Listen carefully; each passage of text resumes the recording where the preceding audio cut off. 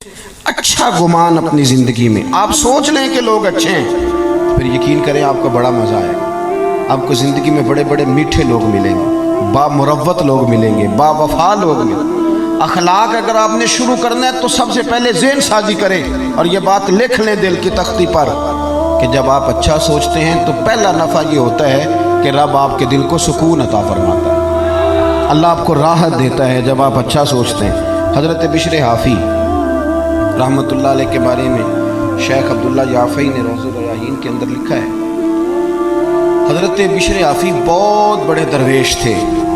آپ کو پتہ نا آج کل لوگوں کو کامل پیر بھی نہیں ملتا، تو میں نے ایک دن کہا تھا، میں نے کہا 3 بندوں کا پیر کوئی نہیں ہوتا، ایک جو چودھری صاحب ہوتے ہیں ان کا بھی پیر کوئی نہیں ہوتا، اور ایک جن کی جیب میں پیسے زیادہ آ جائیں ان کا بھی پیر ہے۔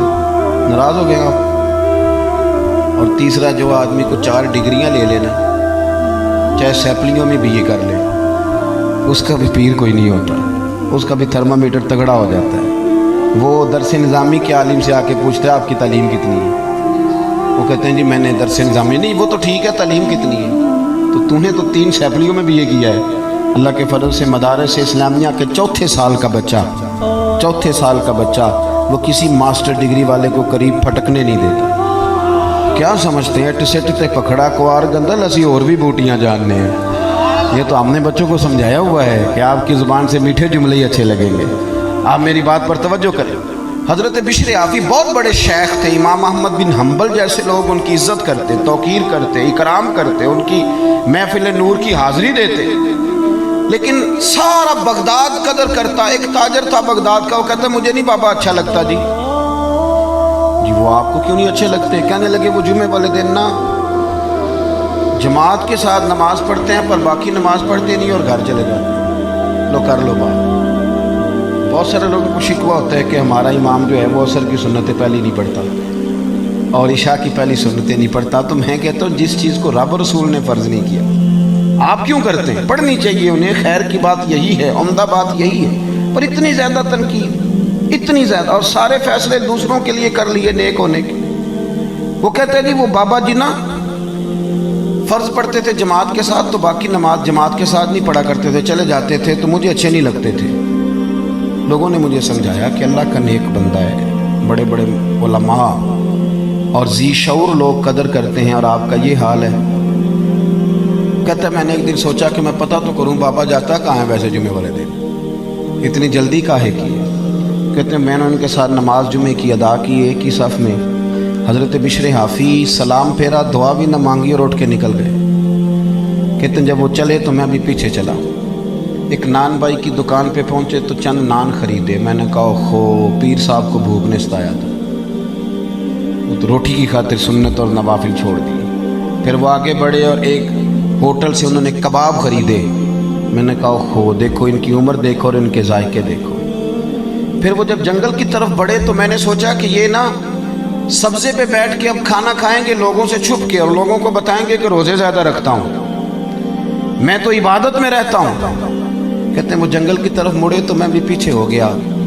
چلتے چلتے نا حیران میں تب ہوا جب ایک جھونپڑی آئی، اس جھونپڑی کا دروازہ باہر سے بند تھا۔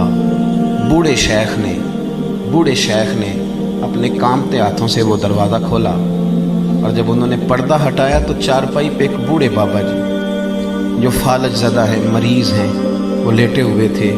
کہتے ہیں حضرت شیخ نے کھانا ایک کونے میں رکھا اور دوڑ کے پہلے بابا جی کو سیدھا کیا، اور پھر جھٹ سے پیالے میں پانی لائے اور اپنے امامے کا پلو پانی میں ڈال کے تو بابا جی کا منہ صاف کیا۔ بابا جی کو بٹھا کر کے نا تو پہلا لقمہ توڑ کے ان کے منہ میں ڈالا، اور حضرت بشر حافی کہنے لگے بزرگوں معاف کرنا، آج جمعہ تھا، نماز پڑھتے دیر ہو گئی، روٹی لے کے آنے میں دیر ہو گئی، ابھی تو میں نے سنت بھی پڑھنی ہے، نوافل بھی پڑھنے ہیں، ابھی تو میری بقیہ نماز باقی ہے۔ وہ شخص کہتا ہے میں باہر کھڑا تھا اور میرا وجود کانپ رہا تھا، میں تھر تھر کانپ رہا تھا، میں کیا سوچتا تھا، یہاں کیا بن گیا۔ حضرت بشر حافی رحمت اللہ تعالیٰ علیہ کہنے لگے معاف کرنا، تو بوڑھے بابا جی کہنے لگے بشر 14 سال ہو گئے یار، میرے تو اپنے بھی مجھے چھوڑ گئے، 14 سال ہو گئے، روز روٹی لے کے آتے ہو، میں زندہ لاش ہوں، کب تک بیمار رہوں گا، कब तक आते रहोगे, अब बस भी करो ना। तो हज़रत बिश्र हाफी ने बाबा जी की आंखों से आंसू पूंछे और दूसरा निवाला मुंह में दे के फरमाने लगे, बाबा जी बस बस, आज के बाद ये बात ना करना। ये जो सारा शहर मेरी कदर करता है और मैं नंगे पांव बगदाद की गलियों में चलता हूँ तो जानवर भी गोबर नहीं करते, तो ये मेरे नफलों और चिल्लों की वजह से नहीं है। मैं आपकी खिदमत करता हूँ तो रब ने मखलूक के दिलों में मेरी मोहब्बत पैदा फरमा दी। बात को समझे मेरे भाई। वो कहते मैं जिसको उनकी गलती समझता था ना, वो उनकी सबसे बड़ी खूबी निकल आई। और मियाँ कुछ तो मजबूरियाँ रही होंगी, यूं ही कोई बेवफा नहीं होता। कुछ तो मजबूरियाँ रही होंगी, यूं ही कोई हमने तो हर शख्स के बारे में, आप यकीन करें हर शख्स के बारे में जिसकी भी बात छेड़े ना, जिसकी भी लोग कोई ना कोई कहानी सुना देते, कहते हैं आपको नहीं पता मैं बताता हूँ। भाई बस करें। नबी पाक सल्लल्लाहु अलैहि वसल्लम ने फरमाया लोगों की जासूसी ना करो वरना तुम उन्हें खराब कर दोगे। अच्छा गुमान पैदा करें ज़िंदगी में, अच्छी सोचों को फ़रोग दें, और अगर कोई किसी के बारे में बात करने लगे तो उसे थोड़ी देर के लिए रोकें, इसलिए कि हुजूर सल्लल्लाहु अलैहि वसल्लम ने फरमाया अगर तुमने किसी को उस जगह रसवा किया, उस जगह रुसवा किया जहाँ उसकी इज्जत की जा रही थी, तो तुम्हें भी रब उस जगह रुसवा कर देगा जहाँ तुम्हारी इज्जत की जाती है। तो पहली बात यह कि अच्छा सोचें, अच्छा सोचें, हमेशा अच्छा गुमान करें, अच्छा लबो लहजा इख्तियार करें। और मैं मजहबी तंजीमों के कारकुनों से अक्सर गुजारिश करता रहता हूँ, खुदारा दूसरे को भी मानना सीखें, दूसरे को भी बर्दाश्त करना सीखें। अगर आप ये कह देंगे कि मैं ठीक हूँ और मेरी जमात का लीडर ठीक है और बाकी सारे गलत हैं, तो अल्लाह के रसूल सल्लल्लाहु अलैहि वसल्लम ने तो फरमाया मेरी उम्मत कभी गुमराही पे जमा ही नहीं होगी। तो आपने इतने लोग गुमराह कर दिए, ने सोचा ही नहीं। थोड़ा बर्दाश्त, थोड़ा अपने अंदर हौसला, थोड़ा अच्छापन, थोड़ी अच्छी सोचें। दूसरी बात जिस अखलाक की आज बड़ी ज़्यादा ज़रूरत है,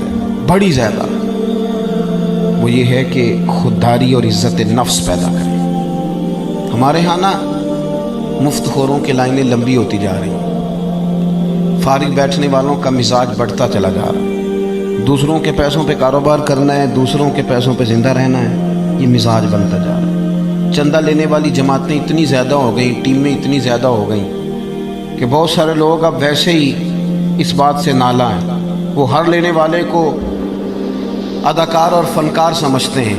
मिल्लत के जवान फारिग घूमते हैं, हर वक्त सोचते हैं कि अगर मेरा बरतानिया वाला मामू मेहरबान हो जाए तो फिर मेरा काम बढ़ जाएगा, अगर अमेरिका वाली फुफो कभी राज़ी हो जाए ना फिर मैं बढ़।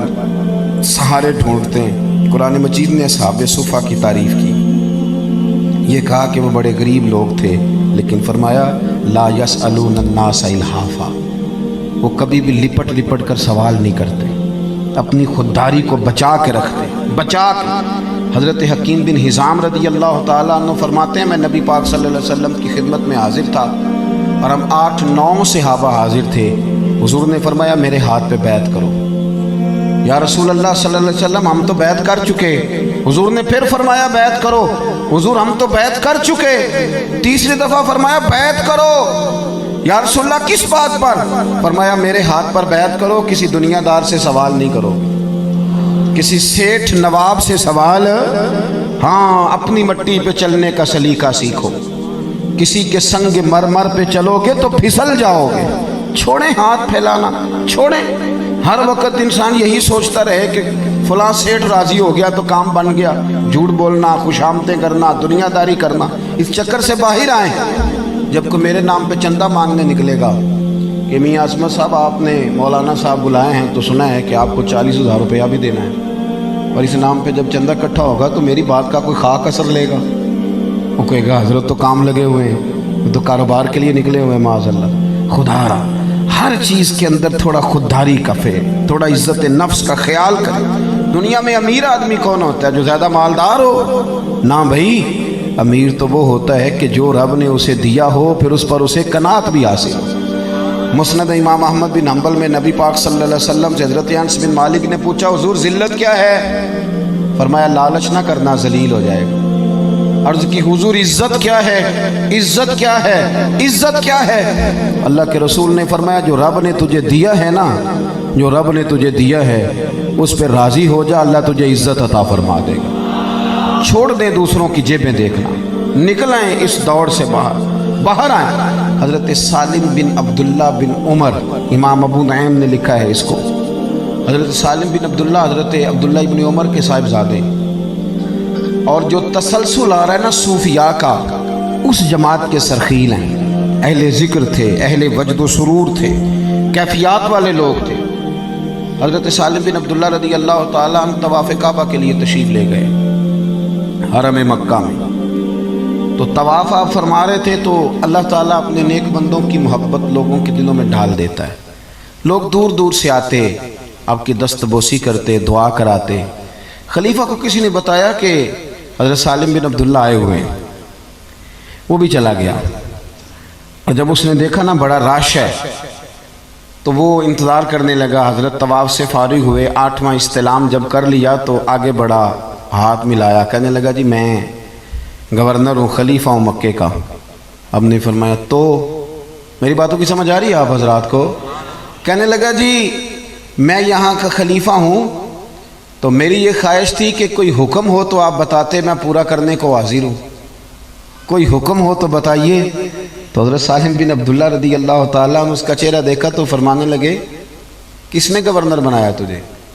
تو بڑا بیوقوف آدمی ہے، تو بالکل تجھے خیال ہی نہیں آیا، تو کیا کہہ رہا ہے؟ وہ کہتے ہیں پہلی دفعہ کسی بندے سے ملاقات ہوئی تھی، میری بھی ٹانگیں کانپنے لگیں، یہ شخص کہاں سے بات کر رہا ہے؟ خودداری ایک بڑی اعلیٰ چیز کا نام ہے، کس نے تجھے گورنر بنایا؟